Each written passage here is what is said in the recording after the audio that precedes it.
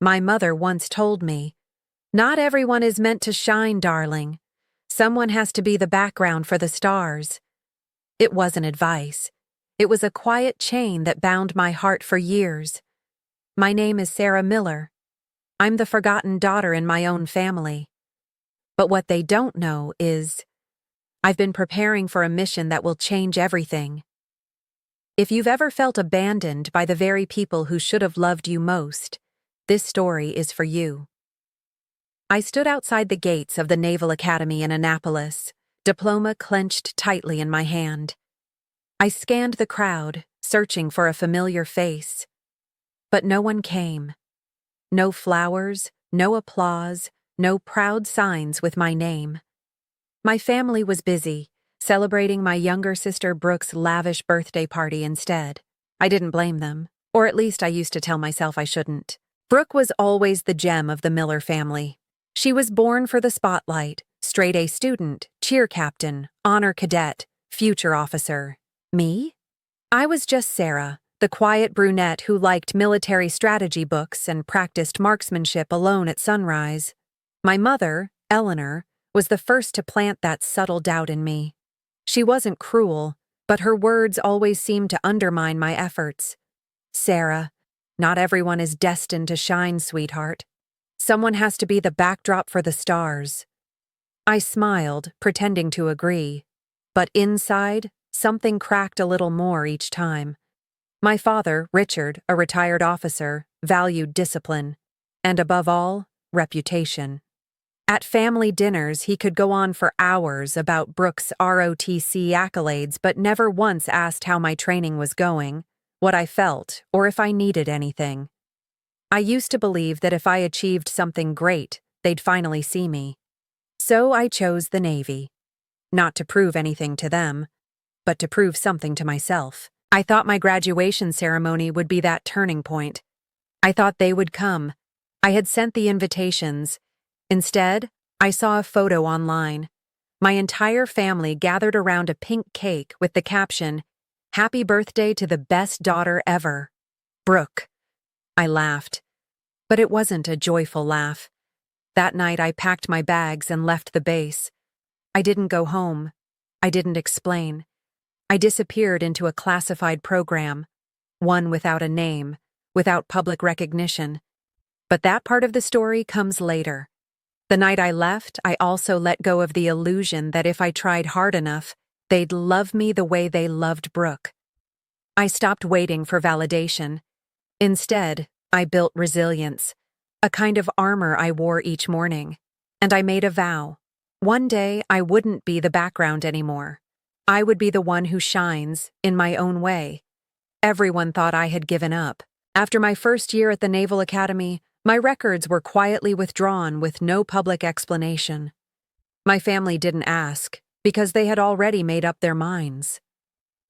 Sarah wasn't cut out for it, my mother said with a tired sigh. She was never built for pressure. My father didn't even speak. His silence said everything. What they didn't know was that, at the end of that year, a man in a black uniform met with me behind closed doors. In his hands, a sealed dossier. On the table, a single offer: join a top-secret intelligence program run out of the Pentagon. No degree, no ceremony, no public recognition. I had 60 seconds to decide. I took 15. I left Annapolis without saying goodbye. No one saw me off. A black vehicle took me to a remote facility in Montana, where names were erased and past lives forgotten. There, I started over. I was no longer Midshipman Sarah Miller. I was a number. I was taught how to vanish, extract intel, infiltrate, and disappear without a trace. I learned how to operate brain-synced UAVs, decode hostile AI malware, and disassemble weapons blindfolded in under 20 seconds. Sometimes I wondered, if my family knew what I was doing, would they be proud? Then I realized they didn't need to know, and I didn't need their validation to know my worth. Every time Brooke appeared in a military magazine with another shiny medal, I just smiled. She stood in the spotlight. I worked in the shadows, holding the line, unknown, unseen. One crisp autumn night, I was deployed for my first mission: dismantle a cyber espionage network in Europe. I succeeded. No injuries, no footprints, no trace of me ever being there. Then came South Asia, the Middle East, East Africa. Each time I returned with a single-page report stamped in red. Classified. To the world, I was the daughter who quit. To my mother, the one who wasn't strong enough. But the truth is, I was living a life they could never comprehend. Some wounds don't bleed. They don't show on your arms or legs, but in the fragmented dreams, in the nights you wake up gasping from gunfire that only exists in your memory. These scars are invisible, and no one ever asks about them. I once thought training in Montana was the hardest thing I'd face. I was wrong. The missions that followed taught me what survival really meant. In Kandahar, I went undercover as a volunteer doctor to plant surveillance equipment in a warlord's compound. I lived under constant suspicion for 2 months. When a child came in with a deep wound, I had no anesthetic. I stitched her up to the sound of her screaming, while a sniper outside counted my heartbeat through a scope. I whispered a prayer, but my hands stayed steady. I thought maybe after that I'd take a few days off. Come home. Pretend I was on assignment break or temporarily reassigned. But then I saw photos of my family skiing in Aspen. They didn't know I was alive. They didn't remember. Later, during a hostage rescue in Yemen, part of our team faltered. A young operative panicked. A little girl was wounded. One of my teammates was pinned down. I had to make the call: save the girl or save my team. I chose the team. It was protocol, strategy. But it's haunted me ever since. The girl died before extraction. And from that night on, I couldn't hear the sound of children crying the same way again. I never told my mother. I couldn't tell anyone. Brooke was giving a speech at a global security summit. The press called her a rising young leader of America's military. Meanwhile, I was pressing a blood-soaked shirt into my teammate's wound in the middle of a pitch-black desert. When I returned to base, my mission report was classified. No praise, no recognition. No one knew we had nearly died because of a corrupted radio signal. I sat on my bunk alone, pulled off my boots, and realized the blood on my socks had dried hours ago. I didn't cry. There were no tears left. Sacrifice isn't always glorious. Some people survive while carrying the death of others within them. I learned to smile in silence, not because I'm weak, but because I'm strong enough not to need anyone to know it. I was in Djibouti, just finishing a covert operation monitoring illicit arms transfers across borders, when the message came in. It was an email from someone I didn't think even remembered my address anymore. Mom.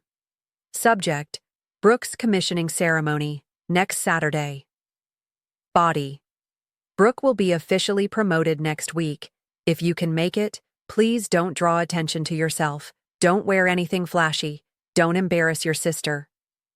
No greeting. No, how have you been? No, we miss you. Just a request. Come. Stay silent. Don't make Brooke look bad. I stared at the screen. For a few seconds, something twisted inside my chest. A deep sting pressing into an old, unhealed bruise. Her words were like a hand on my shoulder, followed by the sound of footsteps walking away. I should have said no. I meant to say no. But then I thought of Brooke's eyes in recent photos, confident, proud, radiant under the spotlight. And I found myself wondering, did she ever remember she had a sister? I typed a simple reply: I'll be there. Fayetteville Airport was colder than I remembered. I wore a plain coat, no rank, no insignia. I didn't want attention. And truthfully, I didn't want to be recognized. The man who picked me up wasn't my father. It was his private driver. When the car pulled up to our old house, I took a deep breath. Everything looked the same porch swing, same beige curtains. But I had changed. Completely. My mother opened the door. Her eyes swept over me with the same indifference one might glance at a forgettable item on a shelf. "You came. Good. Don't make a scene at the ceremony, okay? Brooke needs this to go smoothly." I nodded. "I don't plan to say anything."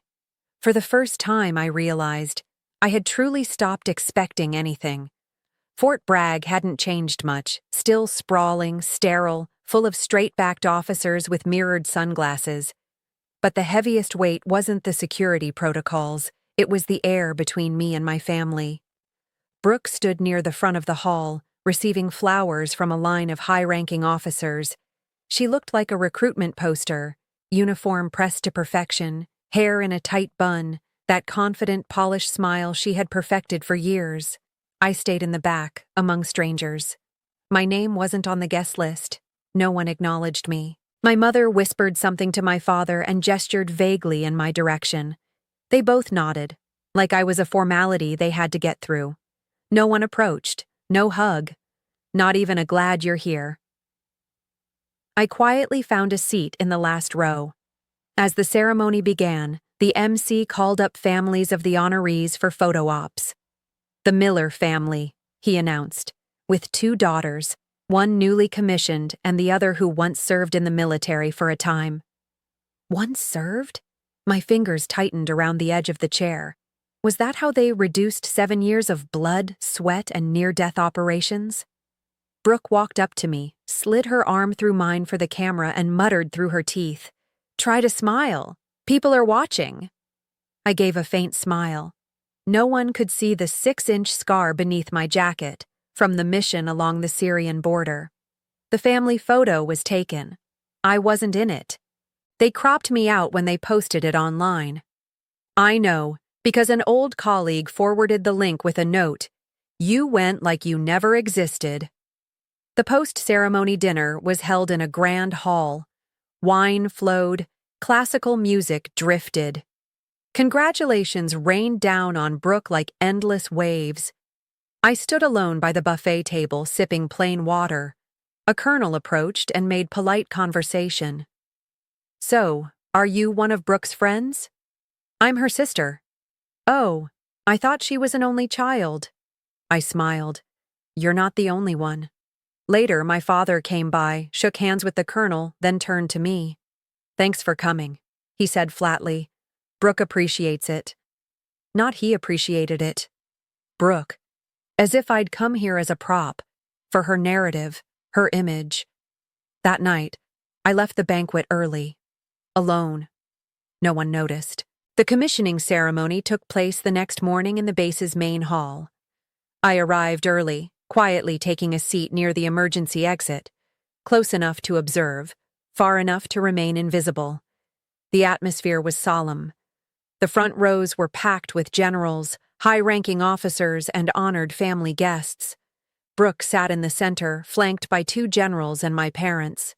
The spotlight hit her like it was a stage built for winners.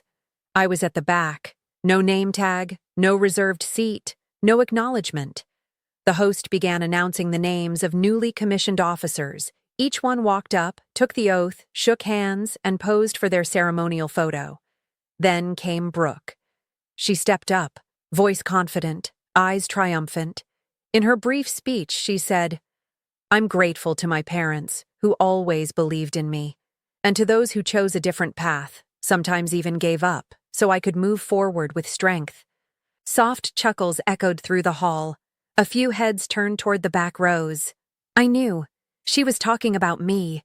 A subtle dig, wrapped in a gracious smile. But to me, it was a blade beneath a silk ribbon. I stayed still. I'd grown used to silence. Until the main doors opened. A man walked in, powerful stride, decorated uniform heavy with medals, eyes sharp as steel. General Peterson. The entire hall rose to their feet almost instinctively, but he didn't look at Brooke, or at my parents. He walked straight down the aisle, toward the back, toward me. He stopped in front of my seat, looked me square in the eye, and said, with a voice that cut through the hush, "Welcome to the ceremony, General Miller."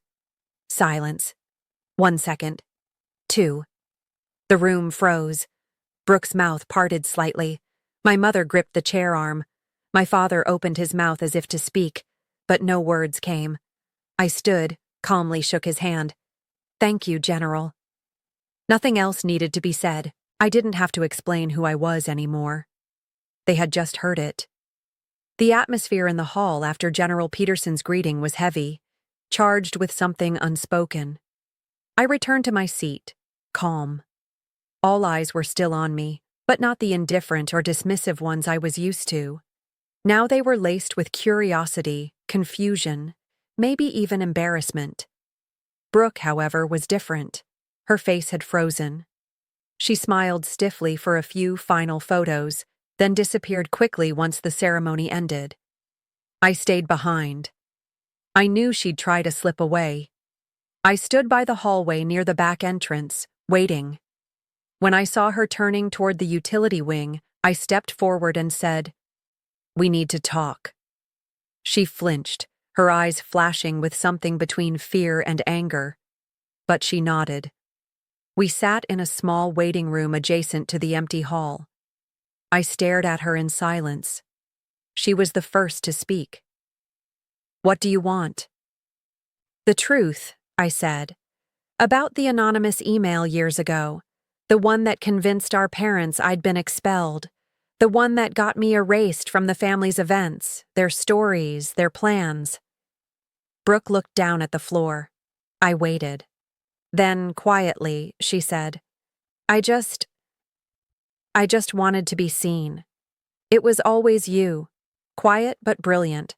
You always made me feel small around Dad. Even when you didn't try, people still whispered about you like you were some secret legend." I didn't say anything. Brooke went on, almost pleading. "I didn't think it would go that far. I just wanted them to look at me, for once, without you beside me." "And you thought the best way to do that was to make them think I failed?" I asked. Not angry, just tired. She nodded, a slight, defeated nod, like her spine had finally collapsed. "Yes, I sent that email. From a dummy address. I'd read your training journal. I tweaked a few details, just enough to make it believable." I sat in silence. My chest felt tight. "I had hoped there was some other reason," I whispered. "I'm sorry." It wasn't grand, but it was the first thing Brooke had said in years that sounded real. No polish, no performance. I nodded. Not forgiveness, not yet. But the truth, finally, was out. 3 days after the commissioning ceremony, I was urgently summoned to the Special Intelligence Command in an underground facility in Arlington. The moment I walked into the briefing room, I knew something was wrong. A panel of high-ranking officers sat waiting, a massive screen behind them displaying the glaring red text, Operation Cobra, Security Breach. The first to speak was Colonel McAdams. "We detected an anomalous data transfer originating from a device previously assigned to you, General Miller. The code matches segments from the encrypted payload used during the Cobra leak." I stood tall, throat dry. "Are you implying I leaked it? We're investigating all possibilities." I looked at the screen. The encryption patterns, they weren't unfamiliar. I had written those algorithms myself 3 years ago, but someone had repurposed them, inserting a subtle deviation. Whoever did it knew my system, intimately. Back at the temporary quarters, I dug through my old technical logs and security archives. Within an hour, something unusual surfaced. The compromised code had appeared in a training slide deck I created 2 years ago. That slide deck had been shared with a training group. One of its former members? Mark Jensen. Mark was once a teammate, once a friend, but after a heated tactical disagreement during a Djibouti operation, he requested reassignment. Eventually, he left the military and moved to a civilian data lab. I hadn't heard much about him until now. I traced all access logs tied to that deck. That's when I saw it. 3 months ago, someone reopened the file from an internal IP. The login name? Brooke Miller. I didn't want to believe it. Brooke had confessed to the anonymous email. She said she was jealous, guilty, sorry. But if her device had allowed Mark to access those security fragments again, if she had unknowingly reopened a back door, I called her.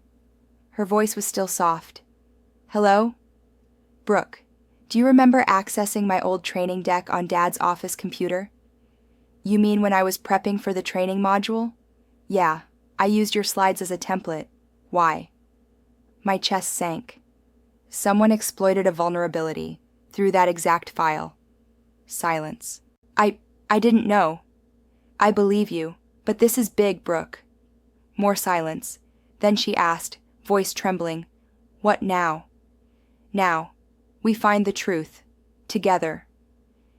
3 days later, I was assigned to lead a special internal task force created by the Pentagon. The goal: uncover the source of the Cobra leak. And in that task force was Brooke. Also on the team was my father, Richard Miller, representing Army Internal Security. And my mother, Eleanor, was invited as an observer due to her former role on the National ROTC Accreditation Board. I never imagined sitting with my entire family around a table, not for dinner, but to hunt down a traitor. The first meeting was held at a secure military facility at Fort Meade. The tension was palpable. Everyone arrived on time. No one made eye contact. Mom sat upright, arms folded. Dad flipped through briefing packets without looking up. Brooke glanced at me, then quickly looked away. I began. We have 3 objectives: identify the source of the leaked code, trace the compromised device, and confirm who moved the data outside the system. I turned to Brooke. And possibly, who allowed that access, even unintentionally. Brooke swallowed and nodded. We started by cross-referencing all backup logs from devices that had accessed the Cobra architecture. The dataset was massive, but one thing stood out. The old training file Brooke had opened wasn't accessed once. It had been opened multiple times, from 3 separate locations. The last time? 10 days ago, from a masked IP address in Virginia. I looked at Brooke. Where were you then? She pulled up her schedule. Frowned. Fort Eustis. I was presenting a module. I used the shared projector with a visiting private sector guest. I turned to Dad. Could a malicious implant have used that opportunity? He looked up, nodded. A USB, or even a delayed execution malware embedded in a file, triggered on reopen. Mom, silent until now, suddenly spoke. If that's true, then it's not one person's fault. The system itself had a gap. I looked at her. For the first time, her eyes weren't cold. They were understanding. She reached into her bag and handed me something. A worn leather notebook bound with a red string. You left this 5 years ago. I never dared to read it. But I kept it. I opened it. My first mission log. Sloppy handwriting. A faint water stain on the last page. I couldn't speak. That night, alone in the temporary command room, I stared at the notebook, then turned back to the IP logs from Fort Eustis. This time, I caught the hidden network ID behind the masked IP. It read, MJ Enclave. My heart clenched. Mark Jensen. His name appeared like a memory I didn't want to revisit. Mark Jensen. We had once served on the same task force, bled together, shared flasks under desert skies at a temporary outpost on the Djibouti border.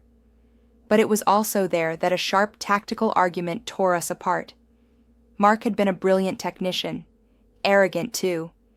When one of his ops plans failed, I had to override it mid-mission to save the team. He saw it as public humiliation. I didn't realize how deeply it had festered, until now. I tracked his network route, chased the encryption relays, and finally located him, working at a private cybersecurity research firm outside Richmond, Virginia. Under an alias, Martin J. Ellis. I didn't inform the task force. I went alone. He was standing in a lab when I entered. He turned, and for a split second his eyes registered shock, then a smirk. I've been waiting for this, Sarah. I didn't expect you to be dumb enough to leave a trail. He chuckled, leaning on the desk. Some trails are meant to be found. I wasn't planning to run forever. I stared at him. Why? Why do it? Mark leaned back, voice even. Because you never paid for humiliating me. You got your promotion. I disappeared. I just wanted to prove you weren't invincible. I stepped closer. You used my sister. I nudged a few signals. She opened the door. Anger surged, but I kept it in check. He showed no remorse. You leaked classified data from Operation Cobra. You let others take the fall. Do you even realize the task force could have been dismantled? He shrugged. Collateral damage. I looked him straight in the eyes. No, Mark. You didn't want to prove I was wrong. You wanted to drag me down to where you are. He said nothing, and for the first time, I saw it in his eyes. Emptiness. I pulled out the arrest warrant. You'll testify, and this time, there's no back door out. Mark Jensen had been arrested. He confessed everything. He admitted to exploiting old data reaccessed from Brooke's device, embedding malware into a training deck, and using a cloaked network route to exfiltrate the code to an offshore server. Every move was calculated, but his fatal flaw was personal hatred. I handed over the entire dossier to the Federal Investigation Unit, and I thought that was it. But it wasn't. The wound inside my family was still open. That morning, Brooke knocked on my door. No pretense, no rehearsed apology, just her, with tear-lined eyes and a folder in hand. Can you read this? I nodded. Inside was a 12-page supplemental report, a voluntary submission Brooke had drafted to the Department of Defense. In it, she accepted responsibility for unwittingly reopening the infected file, failing to follow security protocol, and indirectly enabling the breach. I read every word. My hands trembled. No excuses, no shifting blame, just honesty. I know this means disciplinary action, Brooke said. Maybe I won't get promoted for a while, but I had to do this. I don't want to carry anything unspoken anymore. I was silent for a long time. Then I nodded. Thank you. Not forgiveness, but a beginning. At the hearing later that week, Brooke stood before the panel. No legal team, no PR advisor, just her. And a voice that shook slightly, but stood tall. I accept full responsibility for my actions. I didn't intend harm, but my carelessness enabled a breach of our defense systems. I'm ready to face the consequences. The room was still. I stood in the back, watching. My father was 3 rows away. When Brooke stepped down, he rose and walked to the mic. He rarely spoke off script, but this time, he did. I owe this team an apology, especially my daughter, Sarah. I let pride and blind assumptions cloud what truly matters, integrity and courage. He turned to me, and for the first time his eyes didn't judge. They acknowledged. I didn't speak, just nodded, subtle, but sincere. A week after the hearing, I received an invitation to speak at an internal military strategy symposium at Fort Liberty, the hub of several major operations I had once quietly led. I had never spoken publicly. Most of my work existed in shadows, but this time, I accepted.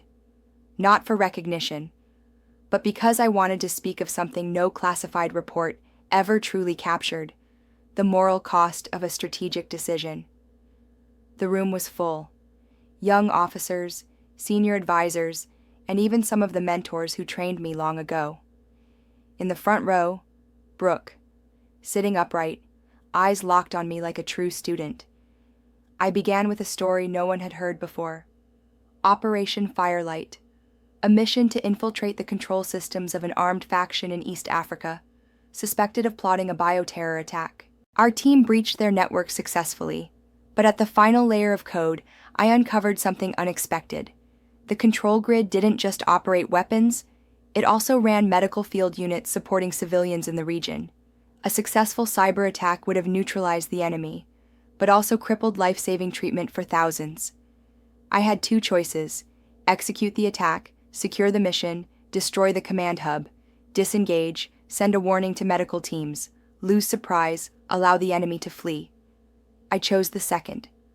I prioritized lives over a tactical win. The fallout, the faction leader escaped.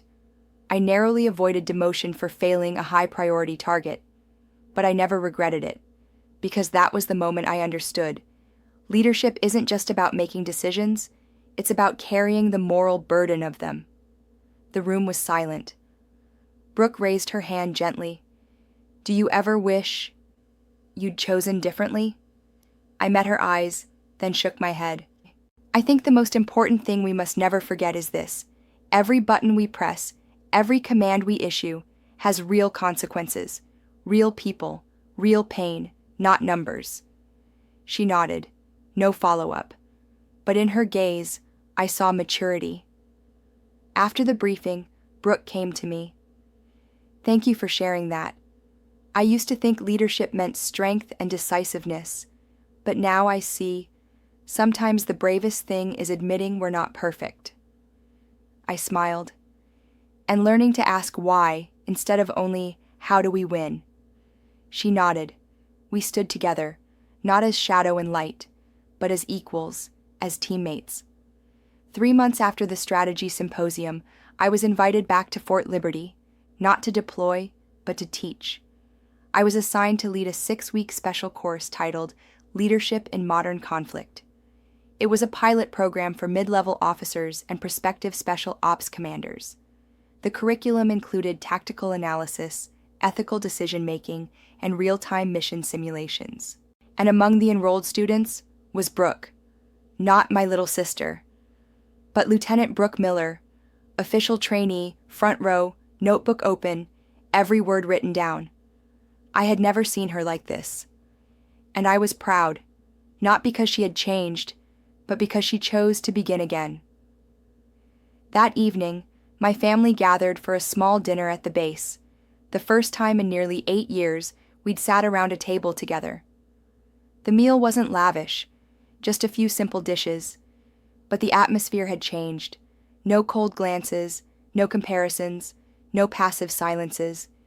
This time, it was my mother who spoke first. I finished reading the journal you left behind. I looked at her. I used to think you left because you were bitter, but now I see, you left because you still had your pride. I didn't answer. I simply smiled. My father raised his glass. Not wine, just water. We're missing a photo, he said. Everyone turned to look at him. He placed an old family picture on the table, taken when I was 17, with the 3 of them standing under the flag. This one's missing someone. We'll take a new one. I said nothing, but emotion tightened in my chest. Brooke stood, went into the kitchen, and returned with a small cake. On it, 3 simple words: General, Sister, Mentor. I laughed, but it was the warmest laugh I had ever released in that house. I still wasn't the brightest star in the room, and maybe I never wanted to be. I just wanted to be seen. And now I was. Not for my rank, not for my accomplishments, but for who I was. And for the first time in my life, I no longer stood on the margins of the Miller family. I was part of it, in my own way.